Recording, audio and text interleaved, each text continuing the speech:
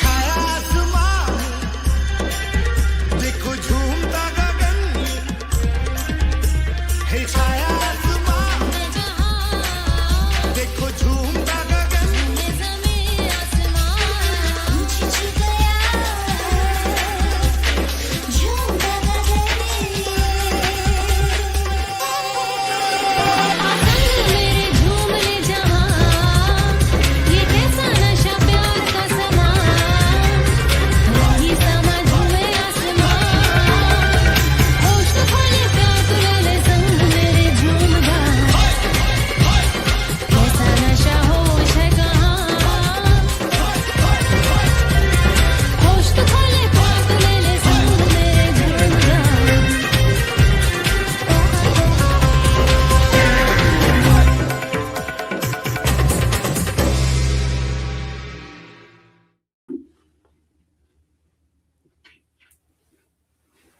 Hello, hello, hello. Anybody there? We are burning up the sage, the cedar, some other special good stuff to get this flow flowing, to keep the flow flowing. So it is Tuesday afternoon, a little later than I would like to be here, but we're here. We made it. Can anybody hear me? Anybody at all? Say hello.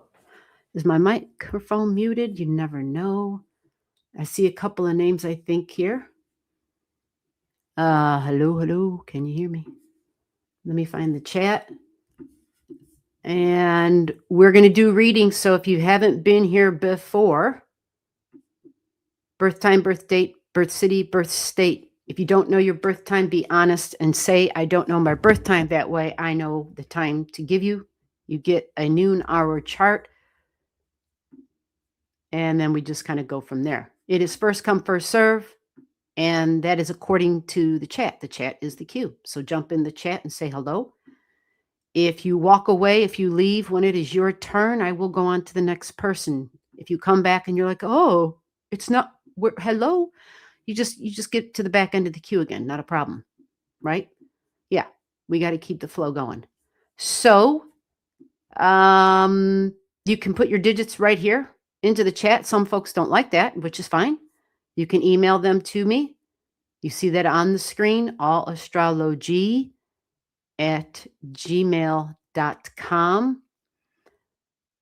And make sure you pay attention to the spelling of the Allastrology. That's a G-E-E at the end, and you can call me G. Like, yes, that's what you call me. That's my name, G. So we're going to take a look at the chat and see what's going on. Make sure that I am live and being heard. Remember that old school commercial? Any old schoolers? Christy, maybe you oh no, Christy, you're younger than me. There used to be a commercial. Is it live or is it Memorex? And it would do, like, somebody would be singing and it would like shatter the champagne glass, and it'd be like, oh, but that wasn't live. That was that was Memorex, but it was so good you couldn't tell the difference. Anyway, I don't know why I went there, but are we live? Can you hear me? Let's see. So we can start charts, do a quick reading. Once you give me your digits, if you give me something to focus on, I'll do that really quickly for you. These are speed readings. If you don't do that, then you will just, it's whatever jumps out on your chart to me. Okay, that's just how it works. So with that said, let's get going here. If you want a little extra time on your chart, if you want more time on your chart, you could always gift the channel. Otherwise, everybody just gets a speed reading. Okay, so we just got to make it work. And yeah, if you're someone who feels like giving the channel a gift, you can do right underneath the live stream. There is the PayPal. There's the Venmo. Everybody always asks. It's right there. And yep, it's right there. It's always right there. It's the same damn thing. Venmo, PayPal. And we can go like that way. Christy, I see you here. Let me look at my chat real quick to make sure. Oh, Lord.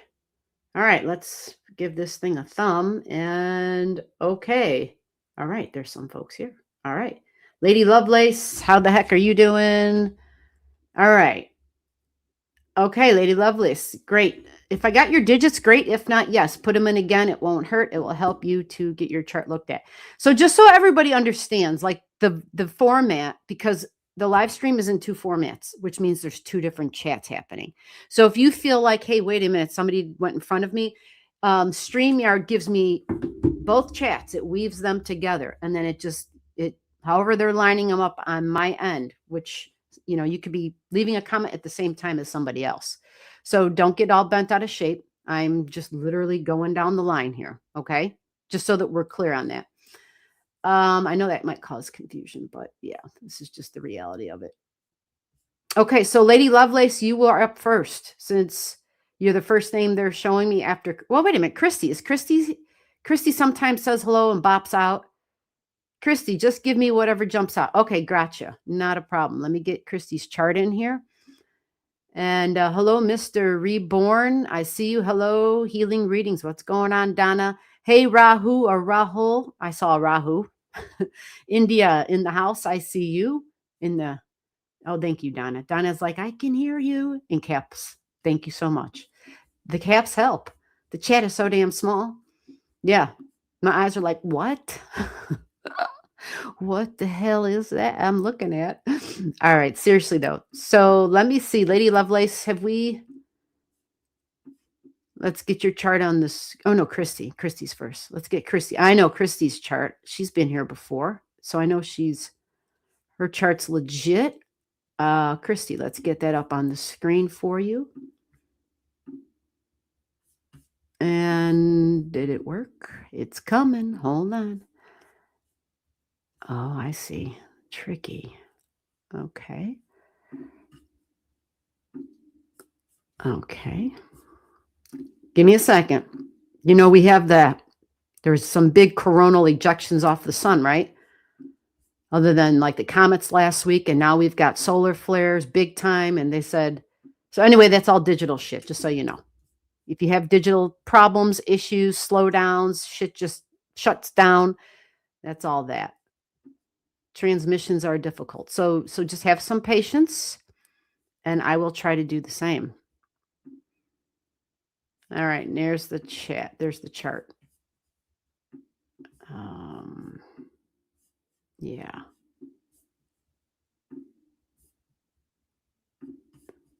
I'm looking for you. There it is. I get too many things going here. Okay, so Christy says just whatever jumps out. Great. Let me get back to that birth chart. And let's see. Yeah, Venus jumped out right off the bat. So you got your Venus over here in Cancer energy. And yeah, I'm hearing loud and clear. Yeah, there's going to be a Mercury.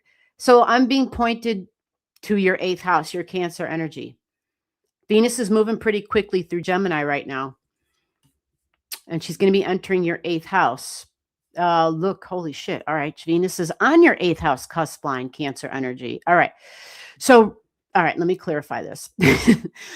We have Venus on the 8th house cusp of shared values, right? Shared values. This can be insurance money. This can be inheritances. It can be taxes, right? Any sort of debt we're facing, that kind of stuff, but also wounds and healing. This is that very deep, intense, soulful energy, ancestry. Whoa, big time energy here. Women energy, the past, the history. As Venus goes through that rest of your Gemini energy, this is about how I receive money, values, self-worth. Self-worth usually is a big deal. With 8th house energy, there's deep vulnerabilities. So family lineage, it's not just about you. Holy crap. Are you holding the whole crew on your shoulders? It's almost like living a lifetime where it's, okay, I'm hearing the forward. So what you're doing now has everything to do with the past, but also just as much to do with lifetimes that are coming forward. So you're experiencing energies right now that are also connected to your future. A reality you haven't experienced yet. How does that sound? That wording. You have Jupiter in your 8th house. It's at the Scorpio freaking degree. So there is some sort of wisdom that Jupiter brings, but some sort of value and knowing my self-worth and my values. And plus the really crazy creative energy. Venus in Leo, super creative, even at the freaking Jupiter benefic Jupiter degree. And Jupiter is your great benefic. And it's down there in the Pisces energy at 14. Show me the money degree, conjunct Juno, more partnerships, maybe feminine partnerships. So as Venus goes through that 8th house energy, and she can express in a beneficial way as far as bringing gifts. She has a Jupiter vibration, and the wisdom and the energy and the healing that occurs with the Cancer energy, the past, big stuff that you're doing on some level, energetic level as well, right? Even though material, the tangent, but an energetic level as well. Like a little bit of healing the past, healing the present, because there's going to be a bold new future. Again, a reality you have yet to live. It can be quite promising because that's what Jupiter brings. We're usually really optimistic and confident with the Jupiter energy. So as Venus goes through your 8th house, there may be a lot of deep introspection because a Mercury retrograde is going to occur in your 8th house. Deep stuff. Okay. And goals about the future and what your plans are and commitments and community is, independence, but yet there's just something with home and comfort and housing is also part of this with you. So it looks to be like, maybe there's something now for you where you're paying attention to, I don't know, all of us really, the words we keep, the actions we take, the decisions and the choices that we make, because as Mercury hits your 8th house and it does that retrograde, choices and options will be on the table for you. So you're going to have to, there's probably going to likely be a decision that has to be made. You have a Saturn. Your Saturn is in Cancer energy. Work with families, work with homes, work with women, work with providing comfort. And Mercury will go over that Saturn. So again, all about a retrograde energy, which is I'm rethinking and I'm going over my options and I might have to make a decision based on shared values. But the past and the present is also part of this, as well as your future. And when it comes to coming up with an answer, because it's always tricky when we've got like lots of options, always think long-term, because this is a Saturn thing. Always think long-term. Don't think short-term benefit. Think long-term benefit. Okay, so Lady Lovelace Official, that brings you up next. Let me check out your chart. Christy, hope that makes sense for you. I know some of it's like, okay, sure. Hasn't happened yet. I don't know. Does it make sense? Okay, let me get off of this thing. I'm forward and it's driving me nuts. So let me kind of go like this. Let's look for the Lady. Oh, Lady Lovelace, we got you. June 27th, 1991. Let me double check. This is showing.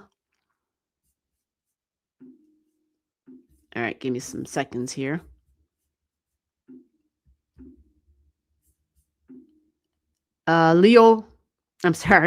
Aries ascendant. Lady Lovelace, Aries ascendant, Capricorn moon. That sound right? Is that you? And a Cancer sun. Okay. I think you had something you want me to take a peek at, though. I think because you had a lengthy comment. I'm assuming want to know anything in my chart indicated Fed trafficking lawsuit. All right. So let's go look at the Fed trafficking lawsuit. I kind of have to feel like I need to dissect that, but we won't. We'll look at Jupiter. We'll look at judges. We'll look at, the law. So that's Libran energy. You've got that in partnerships. You have vertex there as well. Okay. Partnerships. And okay. So let's see what we got going on. Tricky energy. You have Pandora's box going over your descendant, and she's the can of worms. We open her up and we're like, holy shit, I wish I hadn't done that. That's Pandora's box. So that's in partnerships and the justice system, the legalities, lawyers.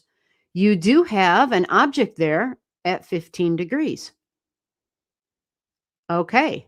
You actually have part of fortune on your descendant, the ability to be in the right place at the right time. Okay. This is in your sixth house, actually, though. So it talks about being in Libran energy can be beautiful, a lot of strong social status, social communications, partnership type of energy. It's not the what you know, but who you know type of energy. So you have that there, talking and communication. It does speak about success in life, but having Pandora's box right on there might be like you're in a bit of a difficult spot right now. You also have the Egyptian goddess Sekhmet right there. Egyptian goddess Sekhmet. She is a warrior, um, as well as a goddess of war, but she's also a goddess of medicine. So it's about learning and being transformed by experiences.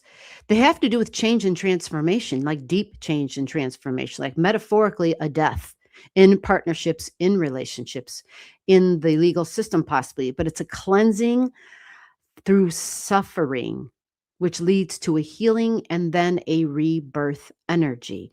So that is the mixed, complex energy of your part of fortune at 15 degrees. Okay, and Pandora's right there. So that gives you a little bit of insight, and you have Neptune who's there to kind of provide a bubble of protection. Now you are going to have Jupiter return.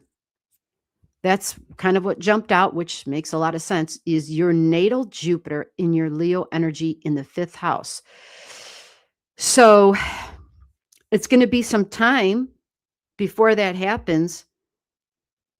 The Jupiter, the law, the justice, and the judicial system, but Venus is probably going to be a bigger deal. And same like in Christie's chart, there's a freaking Mercury retrograde coming up, and your Mercury is right there. You see that? And Venus would make more sense for you because Venus is your great benefic, not necessarily Jupiter. So, hold on a second. It's funny, I was taking notes on this morning. Isn't that crazy? But it's coming up in both of your charts so far. Where the hell are they? Hold on. Hold on. Hold on. Yeah. I have to get this because I'm like, oh my God, this is for both of these charts so far. So, all right, so this is what we're looking at. Water energy in general, anybody listening. But specifically for this Cancer stuff, between 16 and 26 degrees. So if I get rid of this, between 16 and 26 degrees, look it. That's where the retrograde begins, right on your Mercury. That's a Mercury retrograde. And Venus is going to be joining Cancer energy. So it's kind of a fascinating thing that we're all going through where we're reprioritizing our values. This is home and family and foundation. This can be house and housing and where I live, ancestry and mom, but your South Node is here. So there is a superpower with this, which makes me kind of feel good for you because as a Mercury goes retrograde on your Mercury retrograde, you're definitely going to be faced with options and having to make a decision. But you have your soul's knowledge. You have this innate wisdom with the Cancer energy, which has like this authoritative kind of ability. We think mom energy. And it talks about a tendency being relied on other people, right? And even Cancer is even talked about kind of being clingy at times, although, yeah, it might have a sense of feeling like a child or being like a child. So the Cancer energy is all about becoming and letting go of the childhood, letting go of the home, letting go of the family, and being the authority figure of my own life. Ultimately, that's the end game. Okay, so that there's a lot that has to be processed through there, but it talks about a lifelong search for authority, father figure, even to help someone rise to the challenge of becoming responsible for their own life. Okay. So it's a need to let go of just personal stuff, personal issues, and work towards our own respected place where we can like be acknowledged and recognized in the world. So it's getting out of our comfort zone, which is your south node. And it talks about a release. Okay. So you're going to be faced with some options. And on the other opposite side of that spectrum is exactly Capricorn and career and building for my future. And it might be creative. It might be within healing institutions because it's Neptune that's right next to it. So I could see how this would be confusing as Neptune confuses objects and communications and thoughts. But again, just like I told Christy, when it comes to having to face those choices and options, think long term, think self responsibility, self accountability, respect and self worth for oneself, and what's going to enable you to stand stronger independently in the long haul. So, as far as a timeline on that for you, real quick, it's not that far off as to when you'll be faced with some of these things, because Venus doesn't take long to make her move, and she's going through the last decan of this Cancer stuff. And hold on a minute, the chart is like on 1991. I'm like, how did we get there? Yeah. And you're going to likely get some, yeah. June 9th, it's Venus and Jupiter together. June 9th. So a few days before June 9th. So that's coming up quick, right? The end of May, the beginning of June. Venus and Jupiter will be together, but they're going to be standing on your Chiron, which is usually a source of pain, just to give you a heads up. But remember, Jupiter can be the judge, but they're together here. The two great benefics are together. And at 27 degrees, it's going to bring you some sort of news, some sort of information, possibly choices and options. It says you may feel unsure of yourself within your own family, home, house, housing. This may stem from painful relationships.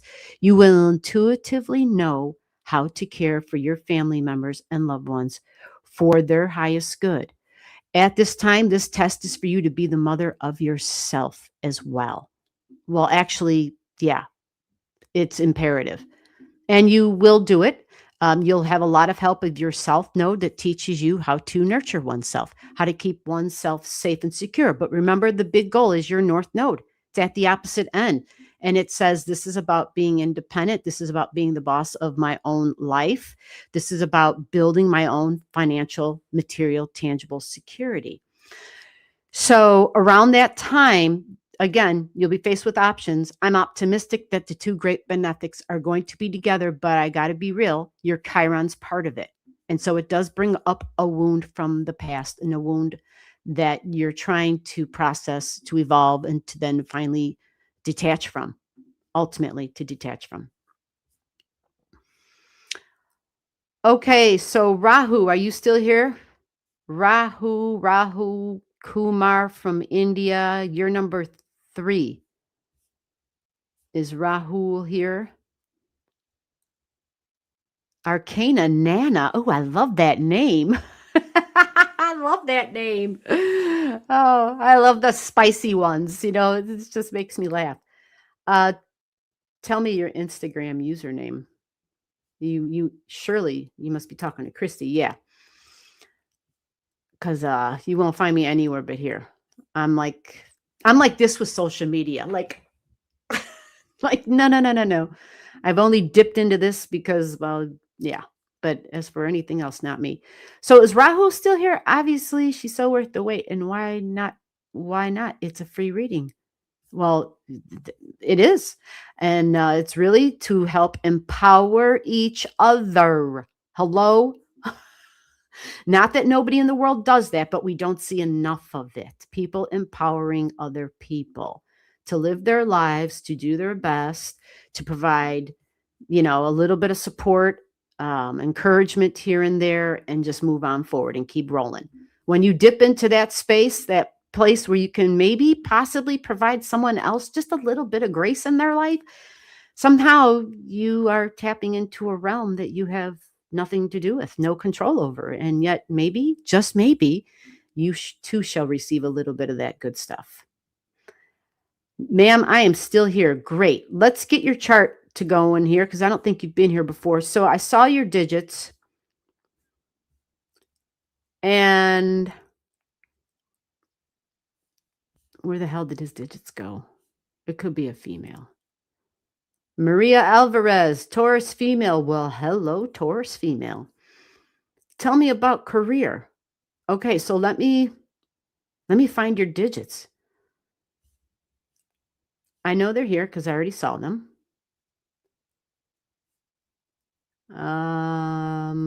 There they are. Got you. November 11th. Ooh. Y'all know what this means, right? We got a Scorpio in the house. Okay, so let's see. Rahul. I love that. Okay. All right, we're going to have to put you in my system. I definitely don't think you've been here. Okay, so let's get this going. So do you know what your rising sign is? I got to I don't want to spend time reading a chart if we don't know if it's actually your chart. Okay, so I want to get some confirmation if I can. Let me punch these digits in. November 11th.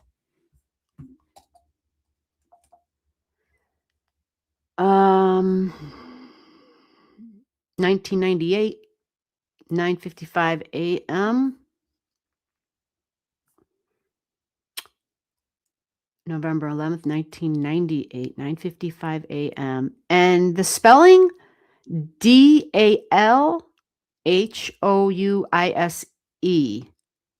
India. Delhouis. I said E. ISA. I'm so sorry. India. Oh, okay. It is ISE. Thank you. Okay, I'm glad I reread that. Great. All right, we're going to do this all over again. Dalhouise. Okay. All right, so this is the chart I have. Let's get this on the screen for you. I have a Saggy rising at 26 degrees. Scorpio sun at 18, conjunct your Venus in the 11th house. Whoa, okay. Your Mercury's in the 12th, Pluto in the 7th. All right, your moon is a Leo moon. Leo moon. 8th house. Jupiter in the 3rd. Retrograding Jupiter. That's your great benefic. It's trining your sun. Interesting. And you want a career. Oh, got you. South Node going through Virgo. Okay. So you just had South Node. Yep. Okay. Was going through there. All right. All right. So your great benefic is Jupiter. What is Jupiter going to provide for you? Jupiter in Cancer, partnerships, communication. Let me see if anything big comes up on the screen for you. Let me take another. Wait, let me make sure that this is your chart before I go off to the races, because that's what I do. I get a chart and I'm like, phew. Yeah, just curious about career. Got it. Did you confirm if this was your chart, though? Arcane Mama. I emailed you last week, but couldn't join the live. Too many meetings. Oh, I got you. All right, so do me a favor and give me the name. I don't know if I have Arcane Nana. I don't know if I have you here as Arcane Nana, but you might have to drop your digits again just for speed. So Rahul I'm assuming this is your chart. Can you confirm, Saggy Rising, that this is you? Yes, thank you. That's all I needed. Okay, that helps. So information, communication, you got Saturn in the 4th house, working with the public, possibly. Oh, I'm sorry. Yeah, you got a Saturn retrograde. That is a bit tricky, isn't it? Okay. And it's at a moon degree. And so the past is tricky. Responsibilities, duties, burden, heaviness. This is at the opposition of the career and what you're building for the future and your goals. So we're going to stick to just that. You were real specific.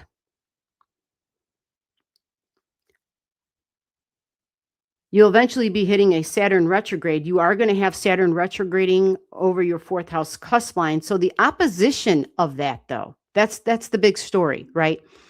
Is home and family. And you might have to reprioritize some things in your own head as far as moving forward with the career and the goals. And I only say it that way because the Saturn retrogrades in your fourth house. It's about the foundations, right? And the foundations are connected to me starting something. So you initiating, you taking action, and you starting, you being the builder. And that's going to be confirmed. That's a serious thing here with Saturn, very serious energy. It does a retrograde right on that fourth house cusp line for you. And sometimes what's the old school saying? Necessity is the mother of invention, because Saturn's not going through your 10th, it's going through your fourth, and it's a Saturn that you have there. So this Saturn and the feelings, the emotions, the past, who I am, Aries energy, my individuality and my freedom will be important. This is key into understanding how I operate with other people that I work with and how I deal with work and responsibilities. This is why this is connected to the 10th house. Okay. But that's not all. Your Pluto is connected to the 10th, and so is your Mars. So the Mars is a really good practical worker. You've got the Scorpio in the 10th house. These are the super detectives, the people who are researchers. These are the deep divers, right? They can be a literal deep diver or someone who's like got their head buried and they are just doing massive research. I call them super detectives. But Mars is a real practical, tangible worker. This is more of holistic kind of energy. Maybe doesn't make sense for you, but it's in the 9th house of learning. You've got the Virgo energy, and Virgo is work as well. You also have Gemini energy in a placement of work. And this says I can do multiple things at one time, not just one thing. I want to do multiple things. I like the variety. You have Aquarius in the 2nd house. You have the mind for it. Aquarius energy is quick. Sometimes this can be government energy. This can be institutional energy, any institutions of society. But law even comes up because you've got the number 9 in different placements. You've got having an adjustment with the mind and values.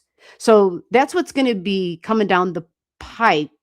Is Uranus is going to be talking to your natal Uranus. All right. So let me get there, because Uranus is also one of the rulers, along with Saturn, of your Aquarian energy. And that's the house of your income and money. Okay. So let me get there. It's going to be a little bit of time because you'll have Sirius touching in on that point. I feel like the end of the month, there might be a turning, maybe not a turning point, but a consciousness raising experience for you. And it may have to do with work. It also may have to do with health and well-being, just because it's in the 6th house, and that's the placement of both. But with Uranian energy present, it may bring something to your awareness that you didn't consider before. Plus, Pluto's doing a retrograde touching your 4th house cusp line, work.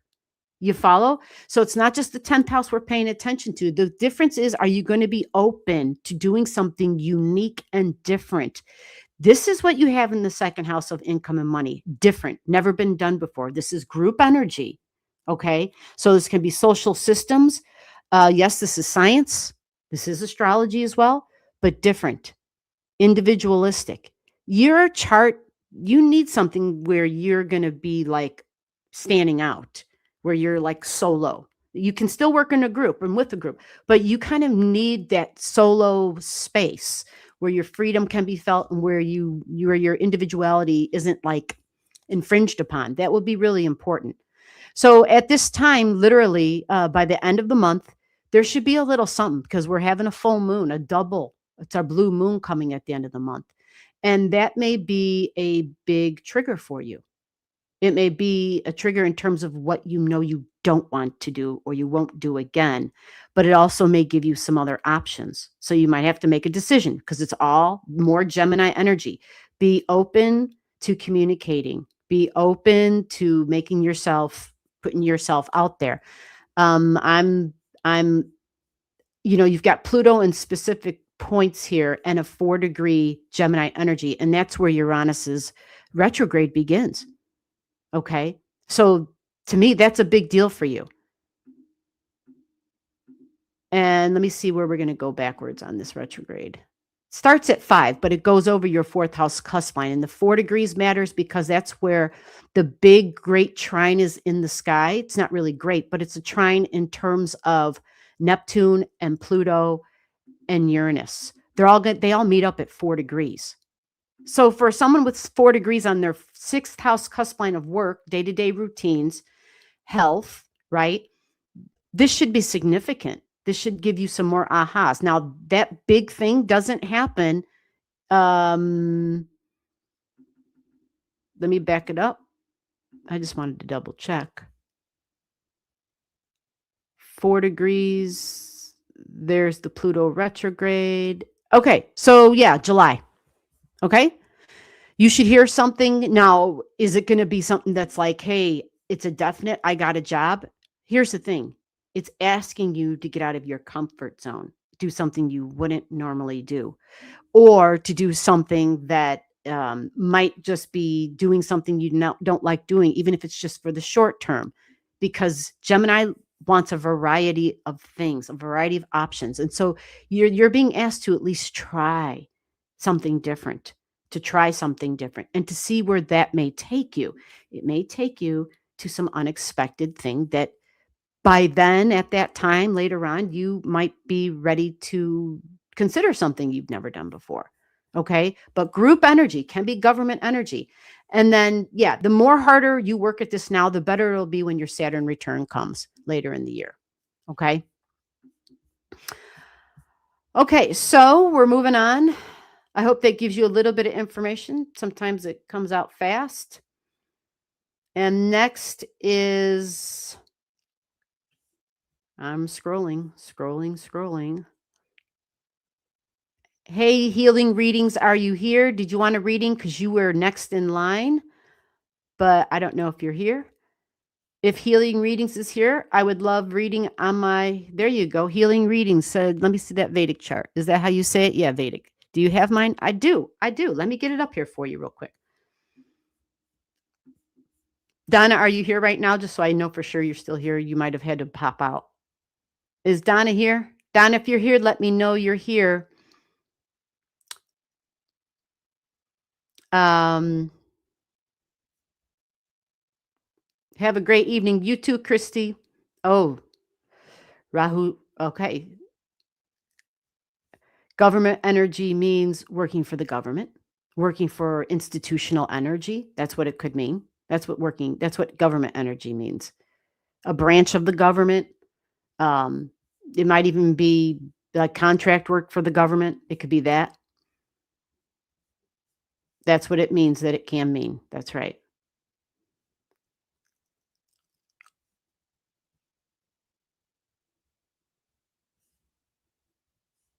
So Donna, are you here? Donna said, I'm here. Okay. And yeah, let's get this on here real quick. Let me find Donna's chart.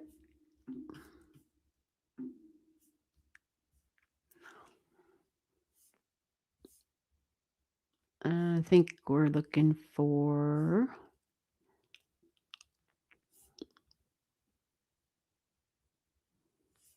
we are just rolling through here. But I don't think I have you down here as healing readings. I think that's why I don't think I see you in the H's. So let me go to the D's. Yeah, there you are. Okay, bam. I should probably change that. That's my own fault for putting it in here. Okay, let's get this on the screen.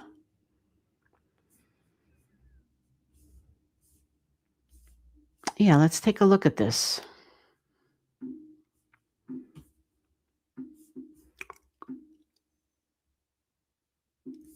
All right. So, taking a look.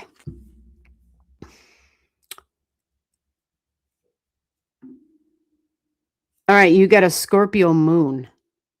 Your Scorpio moon in the 7th house, significant one-on-one relationships, possibly professional partnerships. There's absolutely history here, the past, for sure.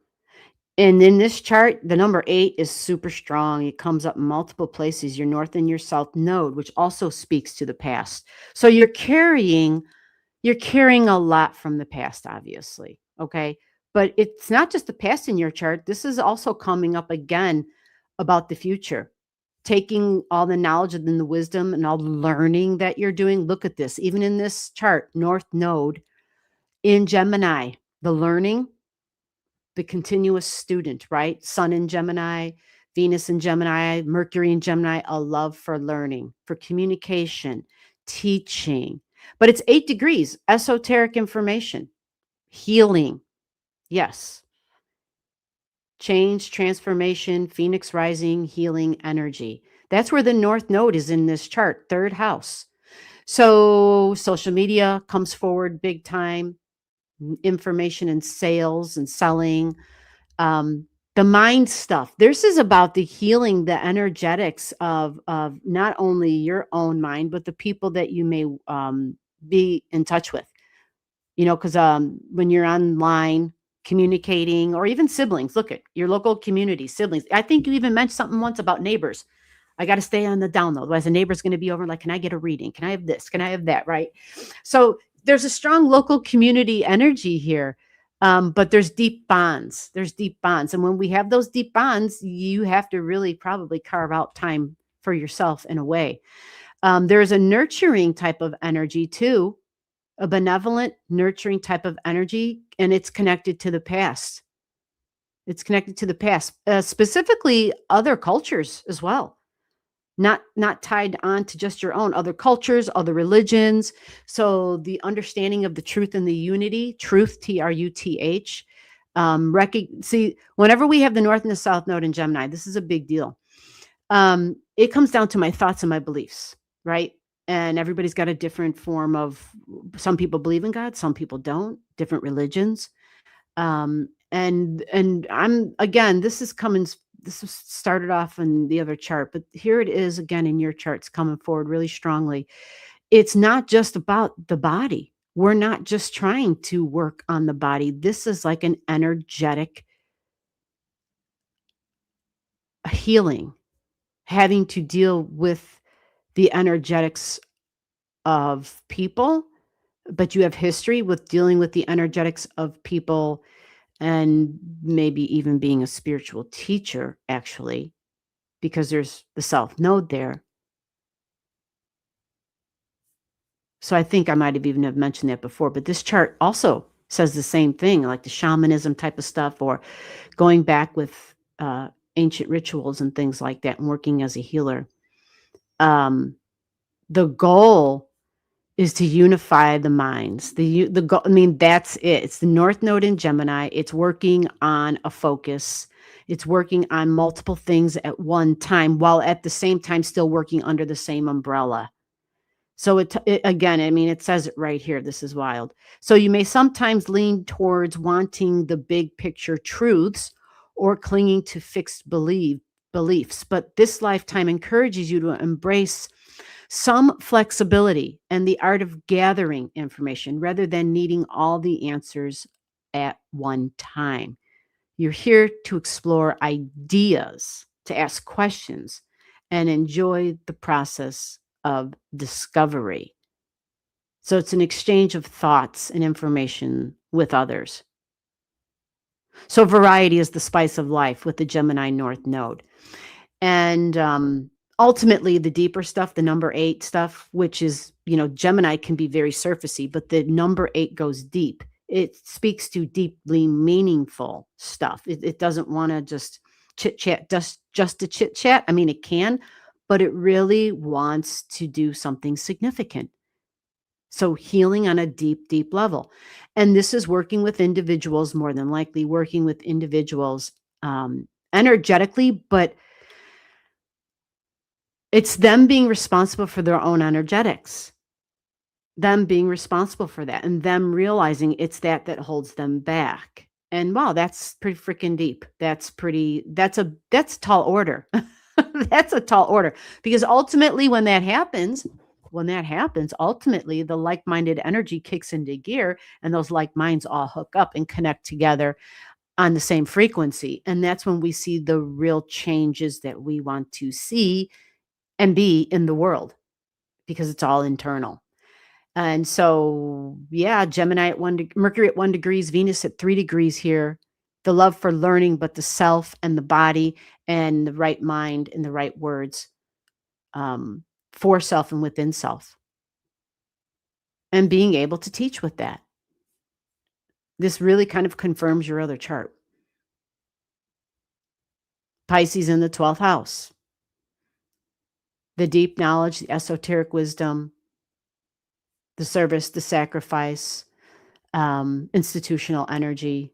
Again, that can be governments, that can be religions, and even for what's his face's chart. When I say institutional, yeah, any institutions of society, hospitals. I mean, yeah, it can be any of that stuff.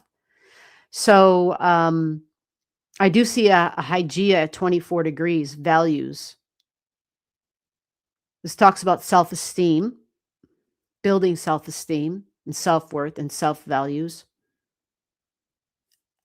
but significant one-on-one relationships,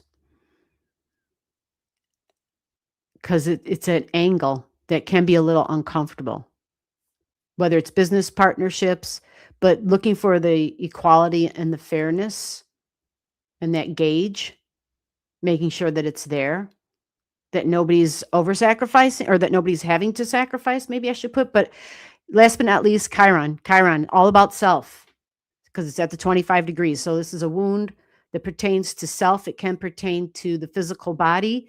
It can be hidden. Something about might be hidden. There might be something neurological, because it's Aquarius energy, the nerves of the body. But because it's in your big 12th house, it can be hard to discover. It can be hard to find. The wounded healer is hidden here. Maybe hard to diagnose, that kind of stuff. When we look at Chiron energy and Aquarius, the wounds, there might even be a little, group energy and like streaming and online stuff, but technology.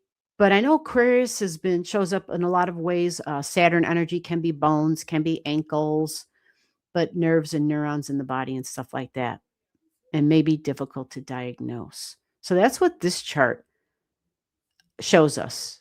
And you've got Mars in the first house, so that gives you some great stamina. Mars in the first in Taurus, great stamina.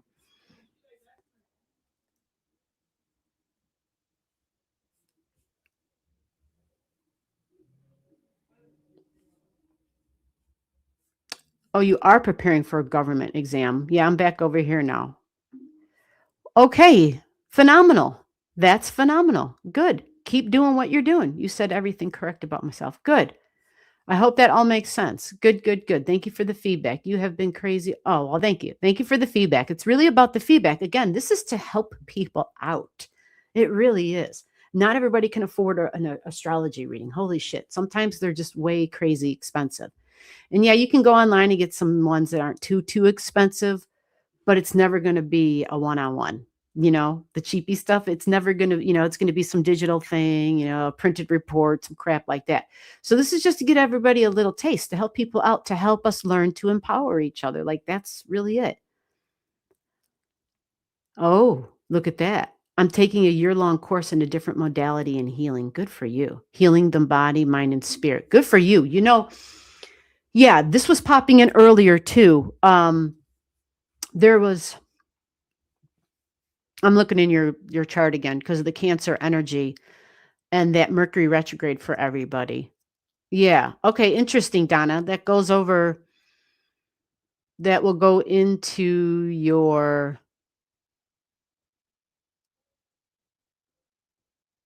Okay. So it's in your 5th house: children, fun, joy, creativity, romance. Yeah. Mom energy, nurturing energy for that Mercury retrograde for you. Okay. But, this is a funny, ego, the material realm, ego. And then number 2 would be the spirit. And then number 3 would be the soul. So the combining of those. Yeah.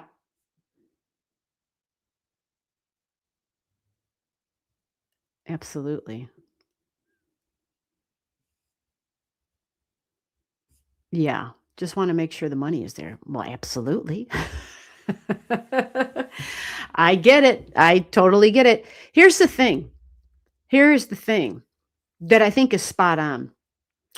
I think energetic illnesses is a diagnosis that will one day be. It's just not there yet. Like humans and man haven't caught up to it. The science hasn't caught up to that yet. And so if that's the case, people who know how to do this will and should be in demand. Everybody has free will though, right? Our astrology charts, we all have free will. But yeah, I feel like it will explain things that science cannot measure. The energetic illnesses for certain.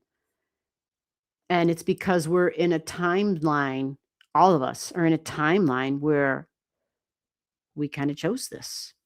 And we chose this because it's a big deal. There's a freaking whole shit ton of responsibility on a soul level for everybody alive right now. I mean, we got to grow up and become good citizens of our own community so we can, qualify to be galactic citizens, to be a part of the galactic community. Like it's been going on for a long time, but I feel like with Pluto in Aquarius and Uranus and Gemini, that might start to be it might really start to look like it's happening. Holy shit. That we might start getting yeah, we might start getting our minds wrapped around it in the reality and open up to it. All right, so Mr. Reborn, are you here? I see your digits. December 28th, 1981, 9:34 a.m., Copenhagen, Denmark, work and career. Thank you. Are you still here, Mr. Reborn? You're next. I think you're next anyway. God, I hope I didn't get that wrong. Let me go look again. I might have jumped right over somebody, but it looks like he's right after healing. Yeah, Mr. Reborn, are you here? Let me check the phone. If you're not here, I'm going to the next person, and that will be Maria Alvarez. Are you here? Oh, Maria, you have to give me your digits if you want a reading, though. We got a couple people. Anish Main AK. Yep. It's great to see you here. If you're saying hello, make sure if you want a reading, you're letting me know. Oh. Hey, Steffi G, I see you. I don't know if oh God, I didn't even say Steffi G. I'm so sorry. I see you now. Thank you. You sent a generous channel gift again. Thank you so much, Steffi G. I don't know if she's here, and I probably totally missed out. Mr. Reborn's here. I agree. Once again, this is my confirmation. Aw, good for you. Just keep doing what you're doing. We just talked about, matter of fact, you were there. We just talked about people being ahead of time, right? Doing something that's just ahead of time. Now, hopefully it's not decades. Hopefully it's not lifetimes. But I think it might be closer to we're teaching, because some believe that we're not going to be alive to see the changes that we want to see. But those people who are going to be alive to see the changes that we want to see, they're going to need people teaching them. You follow? Now, I'm not saying that's fact. I'm just saying that's probably something to keep in mind and to consider. Okay? Because we will all be coming back around again. All right, Mr. Johnson's here. Hey, Steffi, thank you. Thank you so much. I thought I missed you. I thought I didn't get to say hello and to say thank you. I always seem to miss you. All right, Mr. Reborn, let's get you on here. Let me get your digits up in this thing. Let me go find where I put your digits. So I got to get your chart drawn. And that was Denmark, Copenhagen. Like it. I don't believe I'm trying to think. Have I ever read for somebody who was born? I don't think I have. Ooh, that's exciting for me. I like that. Because each area, the charts are wild. Sometimes I see charts that I just don't see from people who are born in the US. And so when I get to see them from other parts of the world, I find that exciting. That's an astrology geek for you. Yep. Okay, and you're 9:34 a.m. Excellent. And let me hope and pray I can that I spell Copenhagen right. It's not complicated, but there we go. Have you seen your chart before, Mr. Reborn?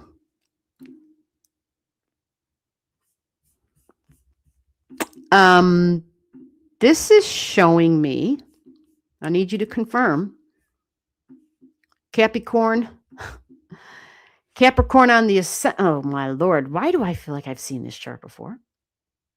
You're a triple Capricorn and a freaking South Node in Capricorn and a Mercury in Capricorn. Oh, that is amazing. That's amazing. Not just a triple Capricorn, but a Mercury and a South Node in Capricorn. Wow. Ooh. And a Saturn squaring your ascendant, squaring T-square. Yikes. Saturn with the nodes, big T-square. Okay. Well, you got Pluto in its powerhouse in the 8th house. That's where Pluto belongs. Significant one-on-one relationships, wounds, trauma, tragic stuff of the past, possibly. This can be professional partnerships. I think this person said career. Okay. I have to understand a little bit of somebody's base energy. So you're just going to have to give me a second. I really have to read this chart because that's important if we're going to talk about the future. I kind of have to have a feel for who you are at an energetic level. That's right. That's right. Okay, so Mercury, Chiron, trine, wounds of self-worth. Okay, self-esteem possibly. Maybe learn to talk late when you were a child, late speaker possibly, late reader. Taurus isn't extremely fast. It's really cautious energy. It's careful, likes its comforts. It likes its comfort zone. That's for damn sure, but you have a wound there. Okay. So career, you have Uranian energy up there, 10th house, Jupiter energy. Jupiter is in Scorpio. Ooh, ooh, ooh. Shared values, natural resources, other people's business. I'm just saying, insurance money. These are the super detectives, but you have Jupiter there. This can be law and lawyer energy because you've got Scorpio in the 9th house, justice, judicial system, deep research. Okay, so we've got that there. Pluto in the 8th. Yeah, that's a double energy of other people's values and money and insurance work even. So this Uranus energy you got here. Do you get bored easily? I mean, you don't have to answer that, but I mean, you can if you'd like to. You have a lot of intense power here, and the Capricorn stuff is all about work and duty and responsibility. Can be even seen as being quite rigid. Your Saturn, your work is squared and squaring the nodes. So there's like a tug of war between the past and the future, a tug of war between home and family. Between home and work, between family and career, between mom and dad, even between self and significant one-on-one relationships. A freaking big tug of war you got going on. So this can be tricky because it can also have to do with professional partnerships. Now, your moon is in Cappy. These people can be very structured and not overly emotional at all, which is wonderful. But we can also, again, be extra rigid. Sometimes even these people might have moments of depression. This can even be mom energy, cold, distant. The sun in the 12th house, you need to be alone to recharge. Music might help. But your mind might be constantly focused on working and building something. So with that said, your Capricorn energy is also part of career and work. And midheaven is the super detective, 29 degrees of Scorpio. This is the energy of change and transformation. This is the energy of change from transformation, which you have all over your freaking chart, by the way. I mean, even your freaking Venus is at 8. Your descendant is at 8, or is at a Scorpio degree, a Pluto degree. So when it comes to the career, the change is important. If it's not going to be deeply meaningful, you will find yourself saying it's time to move the hell on. And Uranus can't help that too much either. This always wants something new and exciting. It's the rebel. So if I'm not the boss, I'm going to be the rebel type of thing. I'm the boss of my own career, my own goals. Again, authority figure and dad energy. And I'm just trying to see what angles that. Pandora's box sends this nice exact sextile to that. So it's always at the table with Uranus. So there might be things, might be words, there might be beliefs that beliefs about what your career is going to be, that there might even be a clash, meaning it might be even a Pandora's box, but it just might be shocking and different. Which it's supposed to be shocking and different, and this would be kind of even be astronaut energy, seeking, searching, space, science, go to the moon, or actually go to a planet that's not the moon, but close encounters of the third kind, off the planet type of thing, because it's the astronaut energy in the 10th house of climbing. You follow? And you have freaking space right there. You have Uranus energy and science. You have that right there. So I want to really quick give you this little symbol on it's Pele, P-E-L-E, protecting property and space. Going to be a fierce fighter with Scorpio energy. It talks about something that's going to get you fired up. So you may be being the person in charge, but also possibly being quite fired up with those that are in charge, feeling that you have to defend and protect something. It talks about a fiery spirit, and it talks about reacting as opposed to responding, disruptions, breaking out into a fight even, and sometimes to the point of being overwhelmed by your own passions. And that is Scorpio, very deep passions, and you have it at the top. So these folks, what do Scorpio energy people do? Sometimes Scorpio, they can be plumbers. Like something really simple, dealing with the foundation of thing. But yours is a builder. Yours is a builder because it's at the builder. It's in the builder placement. Deep psychological energy, deeply psychological. Okay. So healing is part of Scorpio, but maybe working in that in that framework of I'm building, but taking care of clearing out the foundation. These can be excavators. These would be demolition experts, people who are ripping down structures and shit, because you've got the demolition and surprising explosive kind of energy here at your midheaven. And yeah, you've got power. But homes and building is your moon energy. And what an intense chart. So you would be a fierce opponent. I can say that much. Yeah. This can be a fierce opponent. This can be a boss where we're like, a holy shit. Holy shit. Yes. And the transformation of Scorpio stuff, right? The change and the transformation, 29 degrees. That's a big deal. And the Pluto in the 8th. So again, professional relationships. But you might always be just, moving. You might spend a certain amount of time in a career and then like reinvent yourself all over again. It's a really good possibility. And this moon of yours is an actual nice sextile to your midheaven. Do you see? It is a very nice sextile to it, which means they're strong energies. They're very emotional, intense energies, but the Capricorn can be structured and disciplined. So when we were really young, it could be difficult to work with because this is big power energy. But when you are older, we learn a little bit more discipline and we learn how to work with it. And Capricorn is definitely structured and building and learning about the responsibility, the duty, and the discipline and the integrity. That's a key word with the Capricorn energy. But you might have to sort out some inner stuff first. just because the chart kind of shows that. So wow, what a powerful chart. Let me save that for you so we have you in the system.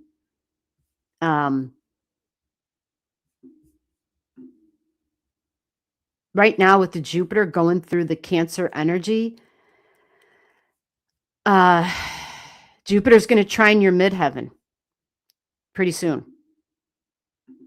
So that might be the little boost you're looking for. Okay, so that's the beginning of June. Jupiter trines your midheaven. This can be recognition.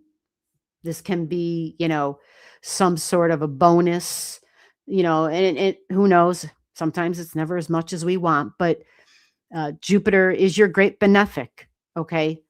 And considering it's the midheaven and your sun is in Capricorn, this might be recognition from an authority figure. Who knows? Maybe you get the boost that you want. Maybe that's what happens. So I hope that helps.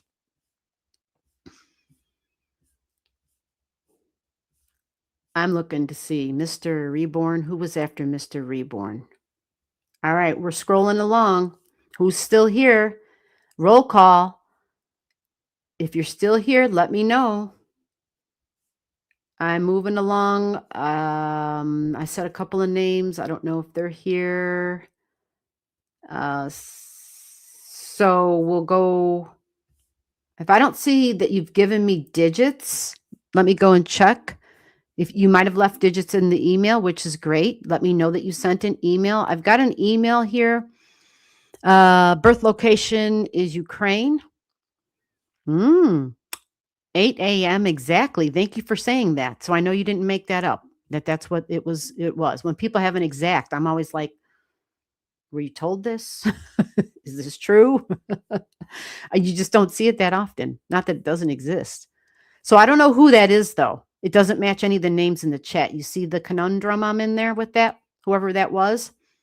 I don't want to give out your name because obviously sending an email means you want it to be private, and that's fine. But you were born in Ukraine, and you're the only one that sent me digits who was born in Ukraine. So let me see if you're in the chat, and I just don't see your name, but I didn't see you there anywhere. But sometimes stuff doesn't show up in the chat. That's just the damn technology. So who was after Mr. Reborn? I listed a couple of names, but they're not here, I don't think. So let me just keep scrolling. How about Arcana Nana? Are you still here? She put her digits in. Arcana Nana, we're going to go with you next. So Arcana Nana, you're next. And after Arcana Nana is going to be I'm 4 kilos. Oh my God. I love the humor. That's hilarious.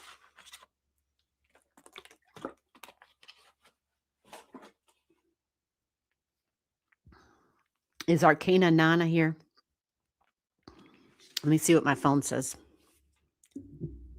Okay, Arcana Nana is here. Excellent. All right, so for the person who sent the digits to the email, maybe they left. Maybe they were like, "Hey, I can't wait." That's not a problem.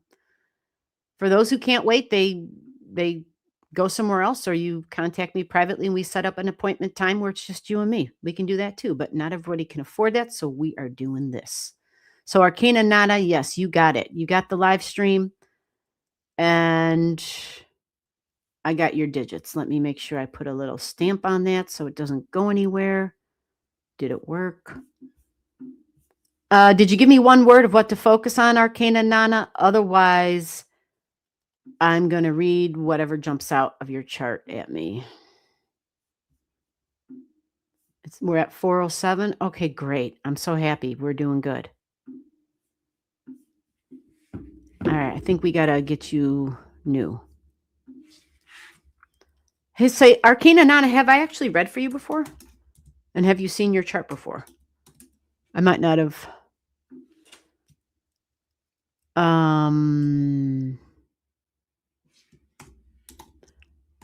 Okay, you just had a birthday.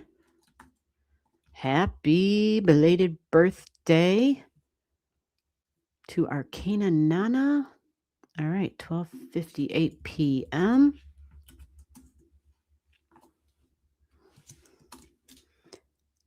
And again, we're just doing quick speed readings just for in case somebody just got here.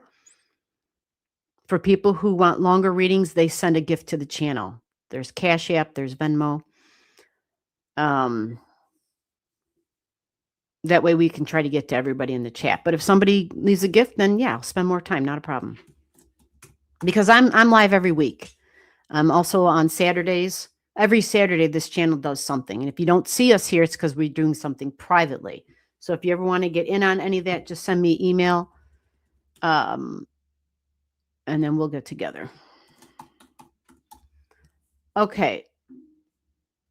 So Arcana Nana, this chart is showing me, we're keeping our fingers crossed because sometimes, let me get Mr. Reborn off the screen real quick there. That's not his chart. We're done with him. So Arcana Nana, this is showing me a Leo rising at 10 degrees. Is that you? And a Leo moon at 27 and a south node. Yikes, a south node in Leo. Holy crapola. Lots of fire in your chart. That's what's jumping out. You got a big, huge stellium in Aries, 9th house. The beliefs about my body and my freedoms, my liberties. Yeah. Wow. You got Jupiter and fire down there along with your Neptune. Oh, you had a Neptune trining Neptune. Woo, how was that? Still trining it. You have a retrograde Neptune. Yeah, you're absolutely feeling this because your Jupiter is at 3. Holy crap. So you've got Neptune on your 9th house cusp line. Oh, are you thinking about traveling? I would imagine you're always thinking about traveling, but now with Jupiter going through there, what's the next adventure? Holy crap. You should be doing, well, I shouldn't say it that way. I don't like to say it that way. You have the capability to be doing like the remote viewing, that kind of energy. Your Aries energy, depending upon where it's at, that's the trick here. Aries does normally, I mean, for all of us, takes a long time to mature. But Saturn is in Aries. This is a good thing. Saturn can, oh, you probably don't like it though. Because you have optimism in the house of optimism. Aries and Saggy and Leo, super optimistic energy in general, right? So with Saturn there, Saturn kind of puts in a little bit of heaviness. It cramps our style, right? Because Aries is like, free spirited and going to go and come as I please whenever I want, wherever I want. Probably some very, weapons are coming up in my head for this, for whatever reason. Now, that's not saying you're an owner, but you may have very, in your own mind, there might be some strong beliefs that you have around that. Okay. Gun rights and all that kind of stuff. Can you guys hold on for 1 second? This is hospice for my mom calling me. Can you hold on? You're going to have to hold on. Let me turn my microphone off.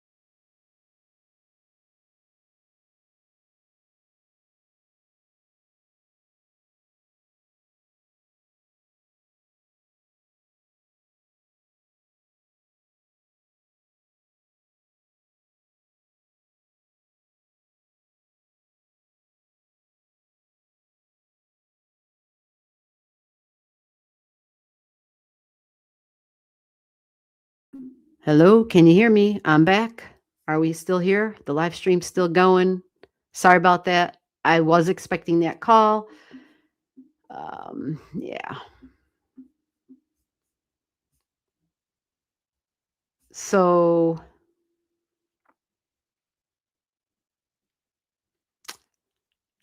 let's get that chart back up here. Let me get myself reorganized on track again if I can. Oh, Sergius, I called your name earlier. Yeah. I told it to put it on. Okay, I'm like, where is it? Thank you for hanging around. Thank you for the patience. Thank you very much, everybody. I appreciate it. Thank you, Arcana, for saying that you or Arcana Nana, you can hear me. Thank you. All right, let me get reorganized here. Arcana Nana, wrong time. It should be 2:58. Oh, thank you for telling me that. Oh, I'm so glad. See how the phone call comes? Great. It should be 2:58, not 12:58. Okay, so thank God the phone rang, huh? Okay, let's see what this chart looks like. All right, I've got a Capricorn rising. Capricorn rising. Does that sound like you?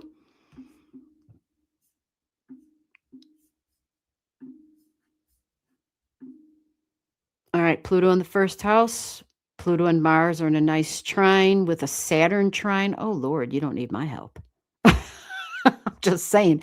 I mean, maybe communication wise and emotions and feelings and beliefs about freedoms and truth and justice, but you still got a buttload of fire. That doesn't change that. It changes the ascendant. Okay. The wounds about the, okay, big difference here. Aries in the 8th, not in the 9th. Okay. But you do have Saturn in the 9th. Okay. All right. That's going to lean towards traditional religion for sure, or traditional value systems for sure, with Saturn and Taurus in the 9th. Okay. But it is in the house of Jupiter. So that's the house of all things are one. Just depends on if your Taurus energy is there. But yeah, you got this huge stellium in the Aries energy.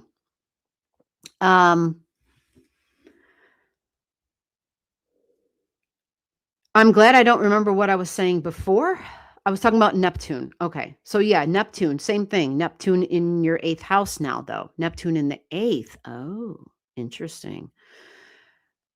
All righty. The house of tax, insurance, and debt. Neptune can dissolve things. So maybe if we have a little debt, Neptune comes strolling through. That might happen. Some people get debt relief. Some people get, stuff just gets kind of on a clean slate with Neptune going through the Aries energy there. Just in general, this can bring an absolute healing of the wounds of the past. That's going to be some time because, Neptune takes a long time, but your Mercury's at 23, and that would be a big deal. Uniqueness, individuality, being different, but probably some shocks and surprises. 23 degrees. I'm always talking about that degree, 23 degrees in Aries. I'm a big fan of Michael Jackson. So when I tell people that that is the same degrees that Michael Jackson has his South Node, I hope people understand it's a compliment. Yeah, I'm not one of those people who ever, yeah, I think that man was just way above and ahead of his time. And people just, yeah. But yeah, huge compliment. Unique, very, very unique energy. Leadership qualities. This is in the placement of healing, change, transformation, and healing. So right now you have Neptune speaking to your Jupiter, the future, thoughts about my future. This is the mind and communication, teaching, higher education, travel, local travel, but also getting the airplane travel overseas big time with Neptune trining that. But beliefs are a big deal. Beliefs about the future. Possibly even where I live, and definitely home and family will be coming up as Neptune starts trining 3 degrees, 4 degrees, starts a retrograde, and it triggers that 5th house of home, mom, and family, and beliefs about the past. So for right now in your chart with Cancer energy in your 10th and your 11th, well, right now in your 11th house, I should say, Cancer in your 11th, the group energy and the deep connection with humanity, humanitarian, women, feminine energy is really strong here. Jupiter is sitting right here, and you have, yep, you got a spot in your chart called karma at 20 degrees. Holy hell, this is the Scorpio Pluto degree. So it just talks about more change and transformation, more healing of the past, more healing of the ancestry. Talks about a balance, the balance that we put, the balance of what we put out to what we receive, cause and effect. The awareness of that, of reaping what we sow, but understanding what I've put out there, I'm going to get in return. This talks about major lessons about our own karma. And this, of course, women and family, but group energy. Okay. Your moon is going to be a big, so this might be tricky, but authority figures, but even mom, maybe mom was the authority figure. Maybe mom was distant. Maybe mom was confusing, far away from you, because you have mom and dad energy. Mom maybe being mom and dad maybe playing the role of mom and dad, but it's like in foreign countries, or it's hidden from you, or it's, these can be people under the influence even, because it's the 12th house. It's Leo energy. You've got mom and dad, authority figure energy in your 12th. Talks about the deep psychology, it's past life energy, home and family being far away, somehow being like a disconnect there. So friends, where your Cancer energy is, your 11th house, friends become the family. That can be true. Now, significant one-on-one relationships, masculine energy, because you've got Uranus at 10 there. Okay, so now understanding all of that, the big thing is that Aries energy that jumped out. That was the first thing. So Jupiter is going to have a Jupiter trine Jupiter. You had Neptune trine Neptune, beliefs, creativity, music, creative writing, third house. Yep. Big time. Visuals, imagery. This can be poetry, screenplays, movies, playing an instrument, writing music. This is all really being triggered with Neptune trining Jupiter. Other than the travel stuff, it can be that too. So, with all that said, you're then going to have Jupiter coming on the screen, and Jupiter is going to create a beautiful trine.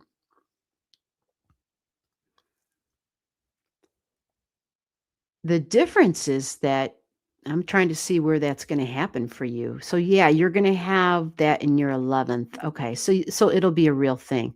So that's coming online for you July.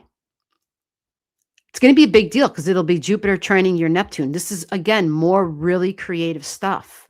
So if we're not traveling, just anything with creating music, sound, imagery, can be paints. I mean, however it is that you create, but words and communication, sales, talking, teaching, and learning are all big here. So extended education and maybe even some of that spiritual stuff to help bring healing energy. Because after all, 2 degrees is the house cusp line and the 8th house of change and transformation. And that begins right at the beginning of July for you.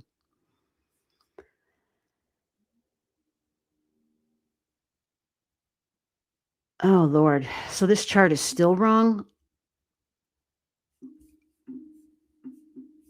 Oh, maybe I'm reading the old chat. I'm sorry. If I didn't tell you Virgo rising, yeah, this chart has you as a Virgo rising.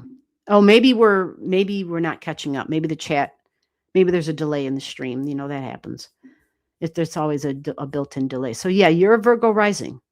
So everything I just said after I came back from the break, yeah, it's your chart. Virgo rising at 6 degrees is health, by the way, and job and day-to-day routines. So let your Jupiter bring you some options, okay? Let your Jupiter bring you some options. The 3rd house is where I'm thinking about the future, and I'm thinking, I might be writing up a resume.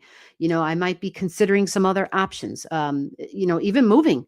You're going to have Jupiter going into the 4th house eventually, or trining your 4th house at least. But you're also, we're going to have a lot of different things happening. The North and the South nodes are then going to be in Leo, and they're going to be in Uranus energy, which for you, that means it'll be going through your 6th house of work, right? Yeah, 6th house of work. That screams new because you have Aquarius in your 6th house. New and different, okay? So hopefully that makes sense for you. Hopefully you're getting yourself geared up and you're ready for the new. This is really for all of us. I mean, this is on the menu for everybody. But for those that have things in their chart at 4 degrees in Aquarius, 4 degrees in the Aries, and 4 degrees in Gemini. And it can be, I've got something at 5 or I've got something at 3 because we've got retrograde. So they cover all of that. So 3, 4, 5, but really big for those who have stuff at 4. It's a change and we have to be flexible. We're going to have options. We're going to have to make choices. And if you're ready for change, well, then this is what you've been waiting for. You've been waiting for the opportunity for change. And it might come, even though you don't have anything in Aquarius until 7 degrees. So just hang in there. But your midheaven's at 5. So I'm very optimistic for you. Even if that means a new boss or a new department. Okay. Dad passed and comes to me in dreams. Okay. Mom was horrible. Whoo. Yeah. Well, it's got mom in the 12th house at the mom degree. So there's a lot of history there. Okay. Arcana Nana, hope that helped. I'm not even going to lie. I have no idea exactly who was next in line now. Let me go through the chat one more time and catch up to double check back here and see if I am. Okay, so I got all the folks at the front end. Steffi G, if you're here, I think your name was actually up right after. I think your name was up before the chart I just did, Steffi G, but I don't know if you're still here. So Sergius, I think you're next. I could be wrong though, because wait a minute, let me see if I have some other digits. Sergius, come back. Sergius is still here. Yeah. I was the one born in Ukraine. Okay. Okay. Okay. So Sergius. Oh, I'm still here. Great. All right. Let me get your digits up here. And did you give me one word as to what I'm focusing on? Otherwise, I just talk about what jumps out.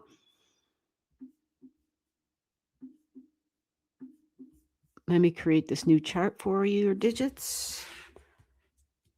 And the beauty is once I've got you in my system, I just save it because it's a pain in the ass remaking the charts up. It's just a lot easier. August 8th, 1982.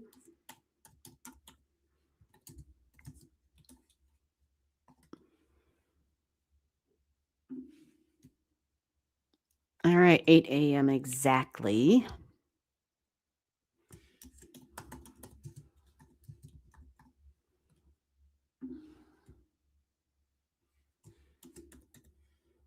Sergius and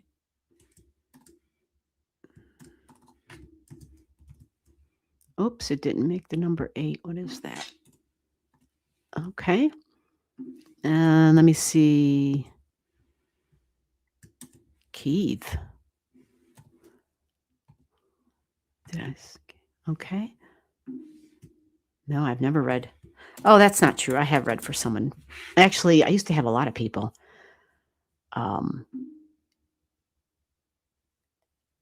Right before the freaking war started with Russia. Before Russia attacked, there was a lot of people from Ukraine looking for charts at that time. I remember. Because I remember reading their charts and I'm like, damn, holy shit, this is big. There's a lot here. There's a lot going on. And sure enough, I mean, I just, yeah, anyway. So let's see what we got here. This chart, August 8th, 1982, 8 a.m. I've got you as a Leo rising at 28 degrees. Wow. It's always so fascinating how there's such strong similarities in charts of the people that show up. Like there's just something, right? Something here at 28 degrees. And there it is. August 8th, 1982. Oh, thank you. Okay.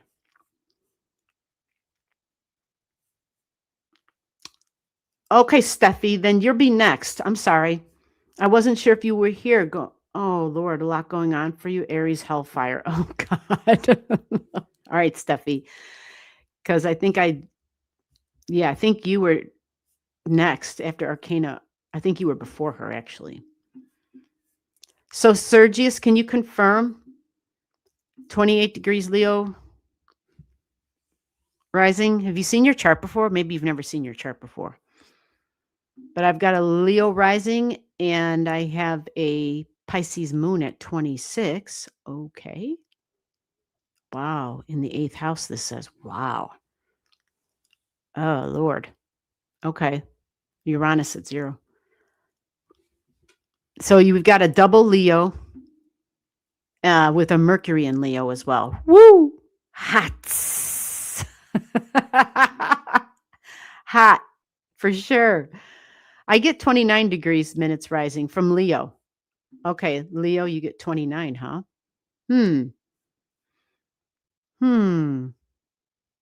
Your Mercury's at 29. Well, the only other thing I could do is to draw it up in another system to confirm what the other system shows us. It is close. Oh, okay. 2917 you normally get. Interesting. Well, that puts Regulus right on your ascendant. Now, here's the thing with this. There's a lot of power at that degree. Okay, so whether you are a 29 or a 28, Regulus, a fixed star, sits at 29 degrees. So your Mercury being there, according to this, holy crap. This would come off as very authoritative communication style. I am the boss. I am the leader. I am the father, the authority figure. I am the king, even. Regulus is literally called Little King, literally called that. Now, do you think that about yourself? Maybe not, but maybe that's like when you're speaking to people, the appearance, it may be how you come off. It might be kind of like that. There might be gestures that you make. You might hold your head up high, like looking down on your subjects type of thing, right? That's a possibility if you're 29 degrees on the ascendant. Usually very powerful. And I'm not going to tell you whose chart that resembles because, yeah, we're just going to leave that person out of this. But it is a world famous person, personality. How about that? A world famous personality. That's like the kindest words I can give at this moment for that person who has Regulus on their ascendant. But with that said, this can be quite dramatic. We come across really dramatic. So that's a possibility too. Well, yeah, you've got your sun in Leo, but your appearance with the Regulus on the ascendant, that your sun is going to speak to your energy, right? Your battery, your sun in the 12th house, hidden, esoteric. I need to have respite. I need to rest. I need time alone. Maybe time alone with entertainment, right? Anything with Leo, fun, my happy place, might be creating quietly, right? Or with music, but things that that rejuvenate you. Like that's creative energy is Leo and so is Pisces. But it's overly the top dramatic energy. These are the actors for sure. And that's, that Regulus point is pretty damn strong. So with that said, I am double backing to that. Okay, so you didn't. Okay, I just wanted to double check before I said anything else. All right, you have a 0 degrees Uranus energy, and that does keep coming forward for me. So recently, you had Uranus opposing Uranus. This is breakout, break free energy. It just is. It is where we just feel we need to, it's kind of rebelliousness, right? But different, but independence and freedom and speed. Speed. The mind, especially Uranus and Gemini, things being really fast, things happening really quickly. This is even considered like midlife crisis energy, literally. So it usually happens anyway. So it's the sort of energy where we feel really restless and we even kind of question our life and we do break out and break away. And we're hooked on like our own independent destiny, even. We make changes and we can abruptly make those changes. We want life to be exciting. And I even think sometimes it comes down to people considering like their own mortality. Like, what the hell have I done? And so they kind of they make some major changes to get back on track, or at least the track they should feel they should be on, like a more unique life, living more according to my independent ideals, even. So Uranus may also bring restrictions in your life, right? You're likely to do things that are out of character when we have Uranus opposing Uranus. Sometimes this can be a very bumpy road, right? Some people divorce. Some people go and do things while they're married that they probably shouldn't have done because they're connecting usually with younger folks. They want to feel youthful and free. They just do. So you already had that period. And yeah, what a ride. Now we have, but yeah, again, that keeps jumping out. And it was in the home, a breakaway from home and family, feminine energy even. But because your Uranus is in Saggy, my God, this Uranian energy in Saggy talk about freedom, loving, and independent energy. This is big. These again are these ones who are all about their beliefs and might have some very high ideals when it comes to religion and ethics, philosophy on life, and spirituality. But freedom in traveling across the land, across the pond would be big. So now, with all that said, why does the Uranian keep jumping out? Because you got Uranus going through your 10th house of your goals for your future. What am I building for the future? You are networking. That's what you're doing. That's what Gemini energy does up there. Gemini wants to build, and you're building a network, whether it's a learning network, a local community, like neighborhood type of stuff. But that's Uranian energy. It says, I'm here to, like, I'm starting with a clean slate. So it's different and new. Now, this can be nuclear energy. This can be like, battery storage, but alternative forms of energy. Technology comes up big time too, with Uranus going through a person's 10th house. So you don't have anything like at the 4 or the 5 in that air energy there. And I'm just re-looking at this again just to get a better view, a better scope of what is on the agenda for you. And that Uranian energy, you have Venus right now in that 10th of money and resources, values, learning and communication. And then you're going to have your Venus energy going into your 11th house, the group energy of friends and family. And just like the last chart I looked at where they have Cancer in their 11th house, you're going to have a Mercury retrograde through there. And I think that might be part of a bigger story for you because the retrograde goes over your North Node in Cancer. So this is the supply chain. This is altruistic energy, humanitarian energy. This is the house where we volunteer and we become the angels for other people even. So with this North Node here, your goal with your Cancer energy as when that retrograde occurs. Yeah, this is a real big focus on home and family and values and a sense of belonging rather than measuring the worldly success. So that might be kind of hard to understand right now, but you'll understand it a lot better in the coming months. You'll understand it a lot better once the Mercury does its retrograde there. And that will, did I give you guys the date on that? I think I did. I had it written down. Let me double check that for you. It's pretty interesting how that's popping up. Or maybe I didn't give a date on that. So June 29th to July 23rd is when that happens. There's that window. So it's almost a month of options and having to make decisions. This can be friends. This can be with, if you're working with technology, but it's, like I said, something about building community and networking. Yeah, you have the home and what home looks like. It's just got this super individualistic perspective with Uranus in the 4th house. Change and disruptions, are probably something that you're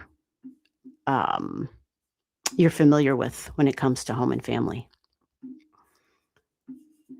All right, so we are ending in about 10 minutes, and we will have time for me to take a good look at one more chart, or quick look at one more chart. And we'll be back maybe another time before Saturday this week.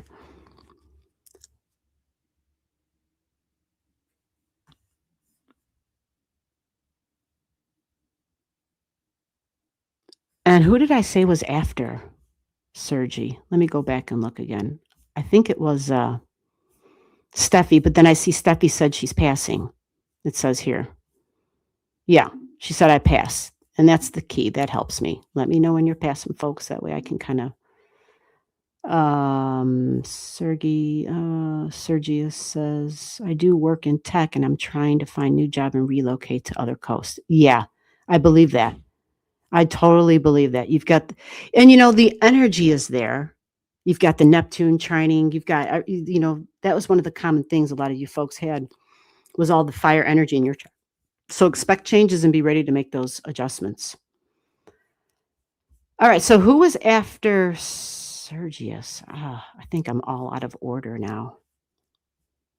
One last time for one last reading. I'm trying to figure this out and go in order. Who's still here? How about we do that? Chime in, get in on the chat and tell me if you're still here.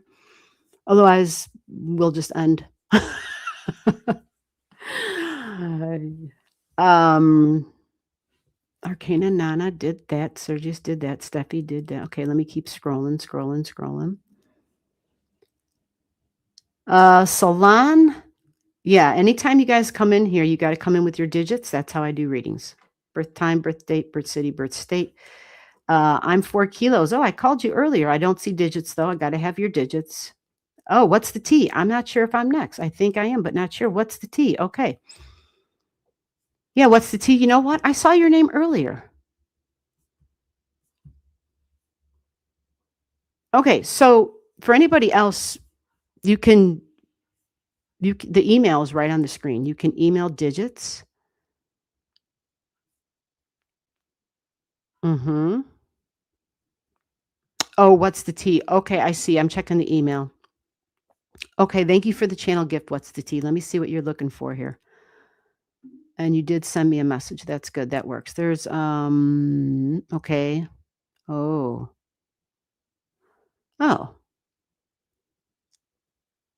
All right, let's take a look. That's pretty loaded question, but let's take a look at that. Because that might require looking into the future, but I would honestly probably look at a few different charts for that. So we might have to do this the little time we have, we might have to go over this again because I would probably definitely look at some other charts for that answer. That's more than like but let me get you in here real quick. And again, did I draw you up last time? That sounds, yeah, I did. Okay, I'm like, I know you were here before. There we go. We got your let me see if we're correct though, okay? Let's start there so that we're not going crazy. Well, so I'm not going crazy. Let's get your chart on the screen. So this is you. This is what it's telling me is you. This is showing Scorpio rising. Is that right? I've got October 29th, 1988, 8:25 a.m.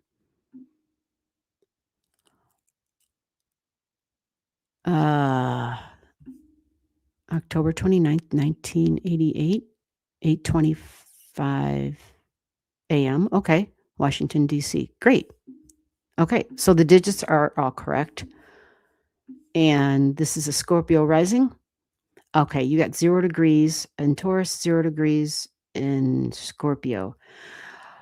Okay, so that's the first thing that jumped out is that 0 degrees. So we're going to have Chiron here. You don't have Chiron in Taurus, and you don't have anything other than the Chiron at 0. All right, so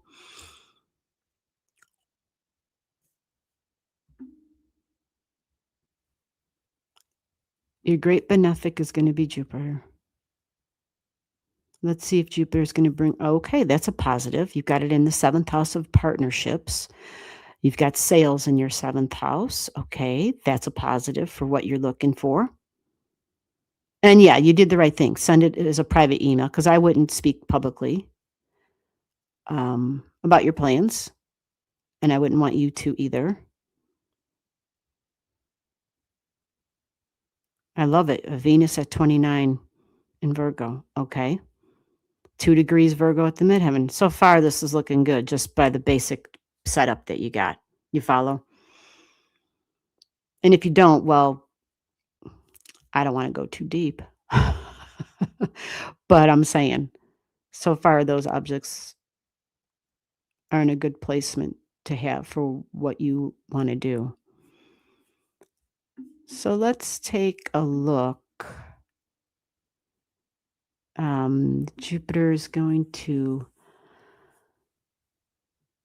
Jupiter is right now in the house of wounds and the past. So that's going to change the energy for you, okay?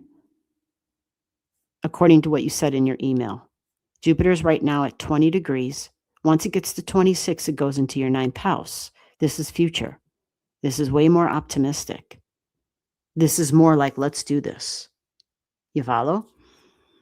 But in the 8th, oh yeah, no surprise that you're feeling some of the things that you described, especially because you see this, your vertex and your Chiron are here. So these probably got triggered for sure. And the good news is the Mercury retrograde does not go over these degrees for you.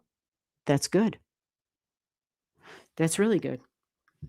Because in terms of the wound and the past and that strong energy of what you talked about, we'll leave it like that. Yeah, it goes from 26 to 16. All right, so that matters.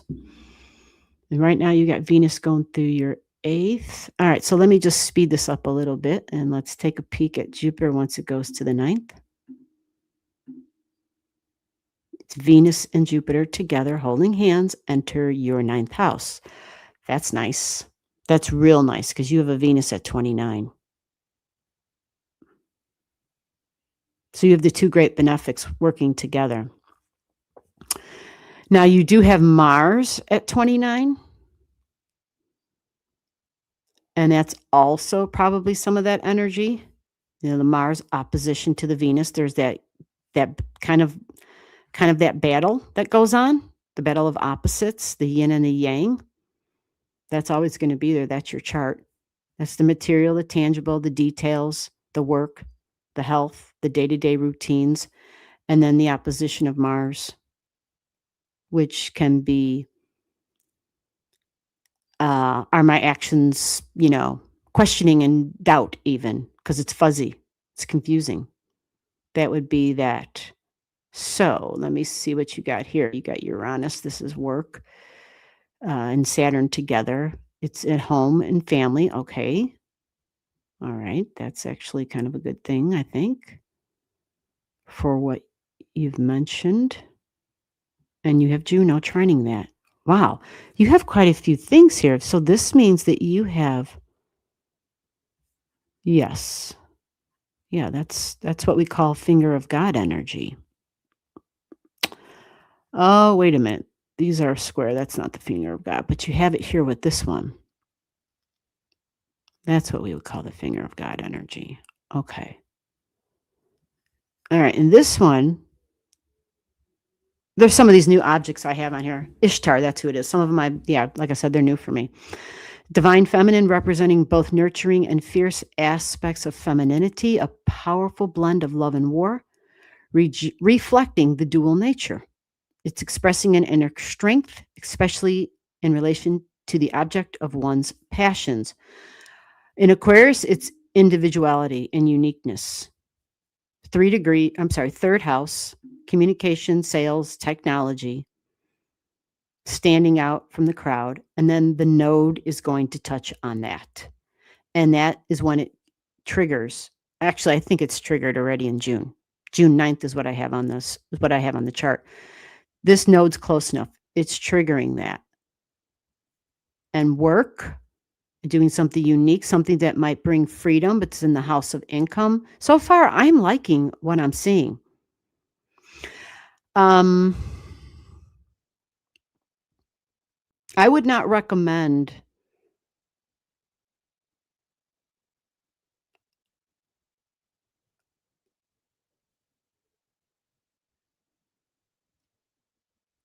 I would recommend I'm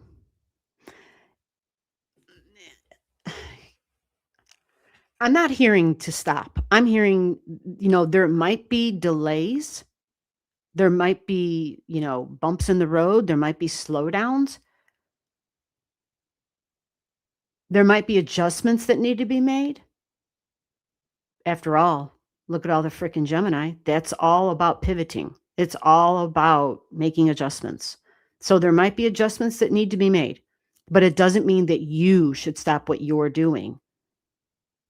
So whether that's in partnerships, contracts, communication, there might need to be some small changes or changes here and there. But I'm just, just from like what I'm being impressed with and what the chart is showing me,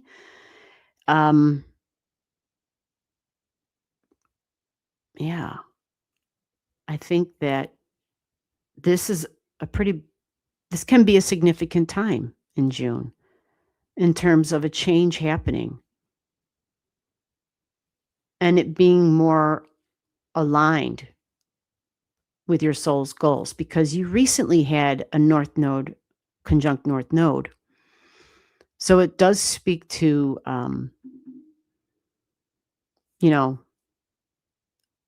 being on that path for the soul.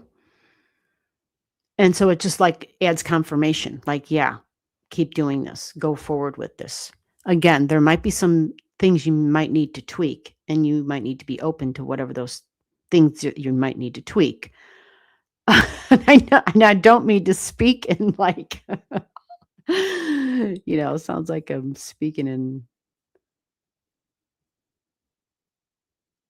but I'm just trying to talk about it without talking about it. Which is what I would always recommend anytime anybody is an entrepreneur. I can say that much, right? But very strong independent energy is written in your chart. You've got Uranus conjunct Saturn. Okay. As far as Saturn bringing delays, Saturn does begin a retrograde at 14 degrees, and you do have something at 16. Okay. And Saturn can bring restrictions, regulations, duty, responsibility. That's what Saturn does. And because that retrograde starts, we start internalizing. And it might even get a little feisty and angry, possibly, because it's Eris that it triggers. Now, let me see real quick. The Saturn right now. Okay, Saturn's going to trigger this. And, Antares. Okay, so that'll be a nice trine. So more fire energy, which means you're not going to feel like giving up. Anytime there's fire, fire grows. Fire is alive. Fire is breathing. Fire does not, it would have to take a serious amount of water to put out this fire. And at this time, Jupiter is now in frickin' Leo. And I've pushed the chart. This is all the way to August now, because this is where the Saturn retrograde might be felt for you. But yeah, Jupiter is now in the Leo energy. There's a lot of energy in Leo at this point. And this is the 9th house. And the 9th house is where we're growing. It's where we're traveling. It's where we're kind of ascending. This is the house of publishing. So there could be something that we are putting out there. You follow? Something that we're putting out there that we want many other people to have access to. It's Leo energy. Children, fun, creativity, joy, romance, but it's the beliefs about my authenticity and how I stand out. Leo can be quite colorful and dramatic.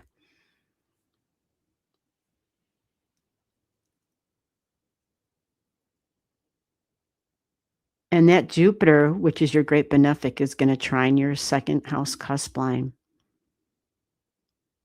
Yeah. That's at the end of the year. It's getting more towards October, but Jupiter pretty much goes almost to the end of Leo, and then it does do a retrograde. So likely you will be, when we retrograde anytime, we internalize it and we rethink about it and we go over our beliefs. But yeah, Leo in the 9th, big on freedom and independent energy. But fun and creativity are huge here. Saturn, I believe, goes back to, yeah. Okay, goes back to 7. So it doesn't touch that for you.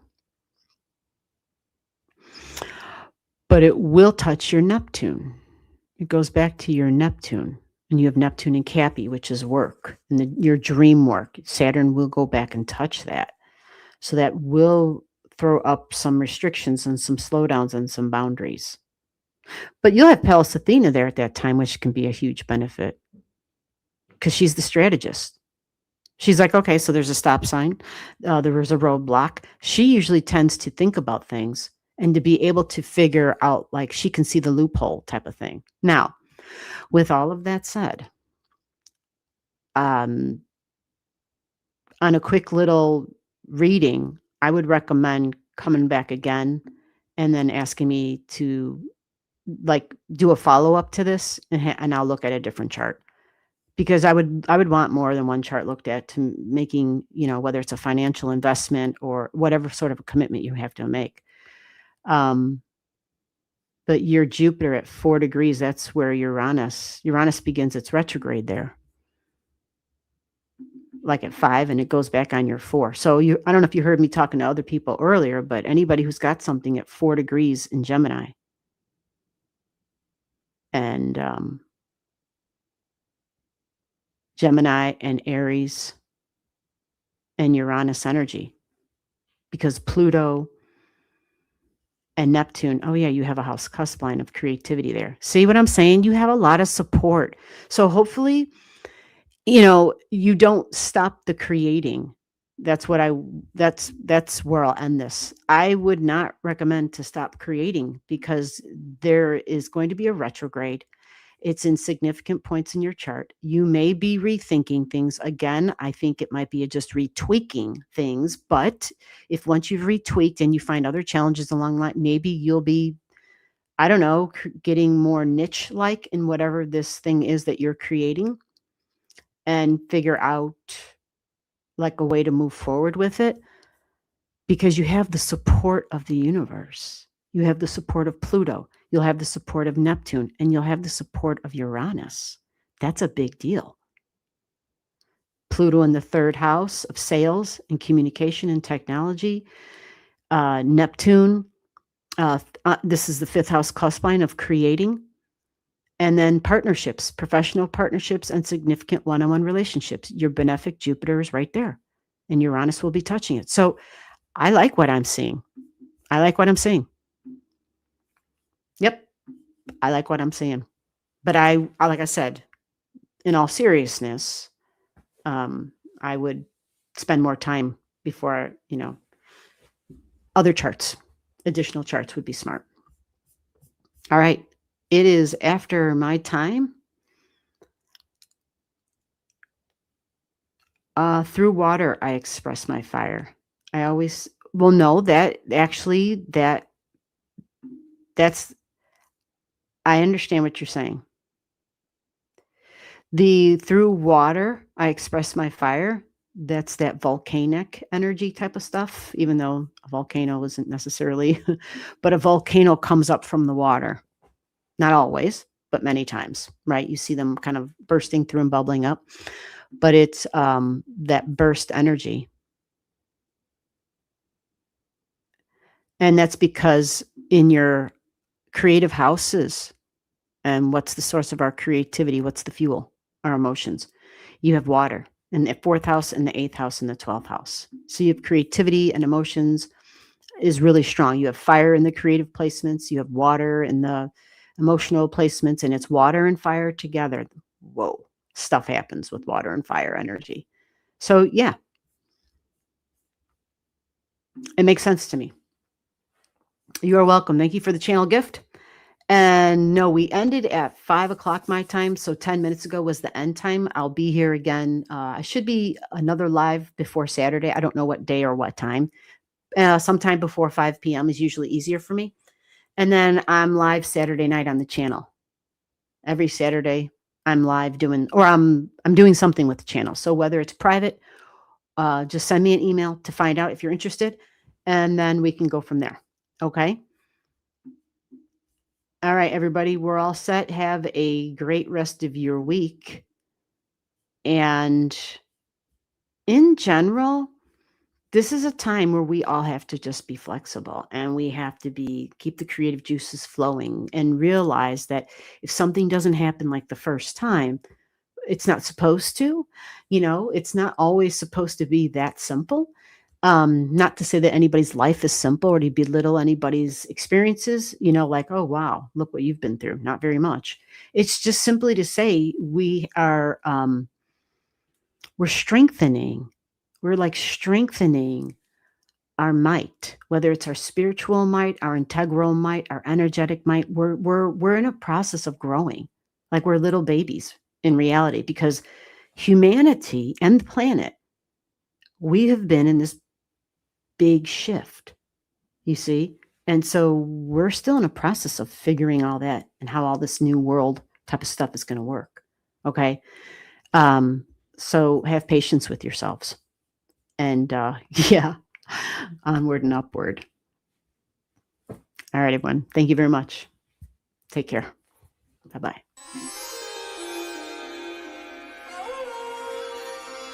Thank you.